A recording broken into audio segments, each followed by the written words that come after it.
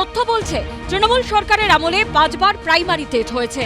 2012 সালে যে টেট হয়েছে তাতে 17,000-এর মতো নিয়োগ হলেও দুর্নীতির অভিযোগে তা আদালতে বিচারাধীন। এরপর 2014 সালে প্রাথমিক টেটের বিজ্ঞপ্তি প্রকাশ হয়। পরীক্ষা হয় 2015-এ। সেই টেটেও দুর্নীতির অভিযোগ ওঠে, যার তদন্ত করছে সিবিআই।